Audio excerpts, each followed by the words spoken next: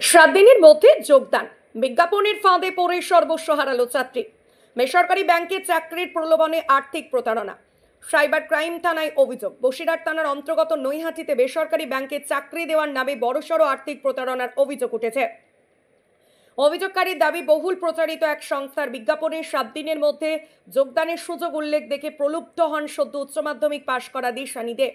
বিজ্ঞাপন দেখে সংস্থার সঙ্গে ফোনে যোগাযোগ করেন দিশানি দে এবং তাদের নির্দেশ মতো প্রয়োজনীয় নথিপত্র পাঠান। এরপর ধাপে ধাপে মোট 30,000 টাকা দেন দিশানির বাবা সুব্রত দে। কিন্তু নির্ধারিত সময় পেরিয়ে গেলেও প্রতিশ্রুত চাকরি মেলেনি। সেখান থেকে হলো একটা বিজ্ঞাপন দেখলাম যেখানে 7 দিনের মধ্যে জয়েনিং লেখা ছিল, যেহেতু একটু ফিনান্সিয়াল প্রবলেম আছে তো সেই জন্য আমি চেষ্টা করছিলাম যে যাতে একটু সলভ করা যায়। তো আমি সেখান থেকে হলো মানে নাম্বারটাতে হলো কল করেছিলাম। কল করলে সেই ব্যক্তি যে যিনি ধরেছিলেন তিনি বললেন যে এটা বন্ধন ব্যাংকে চাকরির জন্য।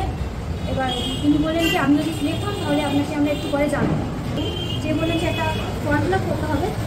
তারপর আমি আমার বাবাকে ফোনটা ধরে, তো তার সাথেও তিনি কথা বলেন। তখন মোট কত টাকা দিতে হয়েছিল? মোট দিতে হয়েছিল 29,200 টাকা দিতে হয়েছিল। টাকা দেওয়ার পরে তার ওর সাথে যোগাযোগ করলে তখন ওরা কি বললো? তখন ওরা বলেছিল যে চাকরিটা তখনও হবে বলছে, কারণ তখন ওরা ফোন করলে ওরা আবার টাকা চাইছে।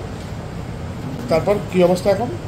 তারপরে হচ্ছে আমরা সেটা বুঝতে পেরে এই সাইবার ক্রাইমে আসি এবং জানাই। এ বিষয়ে ফের যোগাযোগ করলে সংস্থা আরও টাকা দাবি করে। তাতেই সন্দেহ হয় দিশানি ও তার বাবার। সঙ্গে সঙ্গে তারা বসিরহাট সাইবার ক্রাইম থানায় লিখিত অভিযোগ দায়ের করেন। সুব্রত দে বলেন, এইভাবে বহুল প্রচারিত সংস্থার বিজ্ঞাপন দেখে সাধারণ মানুষ যেন আর বিশ্বাস না করে। বহু প্রচারিত একটি সংবাদ সংস্থান একটা বিজ্ঞাপন জারি করে যাতে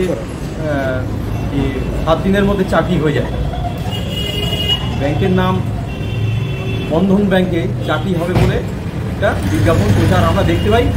সেই বিজ্ঞাপনে আমার মেয়ে অ্যাপ্লিকেশন করে যে আপনারা দিলে এক সপ্তাহের মধ্যে চাকরি হয়ে যাবে, এবং আমরা সেই মতো অ্যাপ্লিকেশনটা করি। তারপরে ধাপে ধাপে আমাদের কাছে টাকা চাইতে শুরু করে। এক সপ্তাহের মধ্যেই আমাদের থেকে প্রায় 30,000 টাকা উনি নিয়ে নেয়। কিন্তু তারপরে যখন টাকাটা নেওয়ার পরে আমরা বুঝতে পারলাম যে আবার টাকা চাইছে, তখন আমরা বুঝতে পারলাম যে আমরা প্রতারিত হচ্ছি। সবাইকে সতর্ক থাকতে হবে যাতে আর কেউ প্রতারিত না হয়। পুলিশ সূত্রে জানা গেছে, অভিযোগের ভিত্তিতে ঘটনার তদন্ত শুরু হয়েছে। এ ধরনের প্রতারণা ঠেকাতে সাধারণ মানুষকে সচেতন করার উদ্যোগও নেওয়া হচ্ছে। মনে করা হচ্ছে প্রতারক চক্র ভুয়ো সংস্থা ও নকল নথি ব্যবহার করে সহজেই শিকার বানাচ্ছে তরুণ তরুণীদের। চাকরির বিজ্ঞাপন দেখেই টাকা না দেওয়ার জন্য সবাইকে পরামর্শ দিচ্ছে পুলিশ। একই সঙ্গে সোশ্যাল মিডিয়া অনলাইন বিজ্ঞাপনের সূত্র খতিয়ে দেখা হচ্ছে। অভিযুক্তদের খোঁজে অভিযান শুরু করেছে সাইবার ক্রাইম শাখা।